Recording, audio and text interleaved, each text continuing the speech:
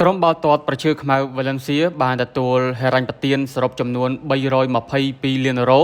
ដែលស្មើនឹង$377លានសហរដ្ឋអាមេរិកសម្រាប់ការអភិវឌ្ឍកីឡាដ្ឋាន Nou Mastella នេះបើយោងតាមក្លឹបនៅក្នុងបាល់ទាត់អេស្ប៉ាញមួយនេះបាននិយាយចុះផ្សាយកាលពីថ្ងៃប្រហោះកន្លងទៅក្រុមបាល់ទាត់វ៉ាឡេនស៊ីបាននិយាយនៅក្នុងសេចក្តីថ្លែងការណ៍មួយថាការផ្ដល់ហិរញ្ញប្បទានដែលរួមមានទឹកប្រាក់ចំនួន237លានអឺរ៉ូនិង85លានអឺរ៉ូនៃប្រាក់កម្ចីរយៈពេលខ្លី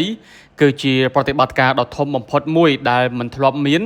ដែលបានបញ្ចប់ដោយក្លឹបបាល់ទាត់អាជីពនៅក្នុងប្រទេសអេស្ប៉ាញនិងទូទាំងទ្វីបអឺរ៉ុបលោក Kurt Lim ប្រធានក្លឹបបាល់ទាត់វ៉ាឡេនស៊ីបាននិយាយនៅក្នុងសេចក្តីថ្លែងការណ៍មួយថាការធានា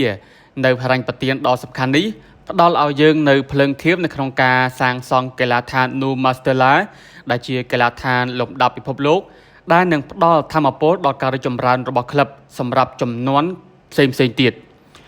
សូមបញ្ជាក់ផងដែរថាលោក Kurt Lim គឺជាកូនប្រុសរបស់មហាសេដ្ឋីសង្ហបុរីគឺលោក Peter Lim ដែលជាម្ចាស់ក្លឹបមួយនេះផងដែរ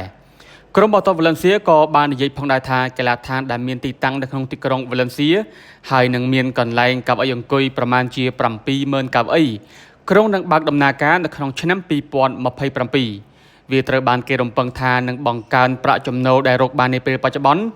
នៅឯរោងចក្រ Mastella ចាស់របស់ខ្លួនផងដែរលោក Klim បាននិយាយបញ្ជាក់ថាដោយសារតែការពង្រីកបដិសណ្ឋារកិច្ចសមត្ថភាពកាន់តែច្រើននឹងធ្វើជាម្ចាស់ផ្ទះនៅគ្រប់ព្រឹត្តិការណ៍ធំៗការប៉ាន់ប្រមាណដំបូងបង្ហាញថា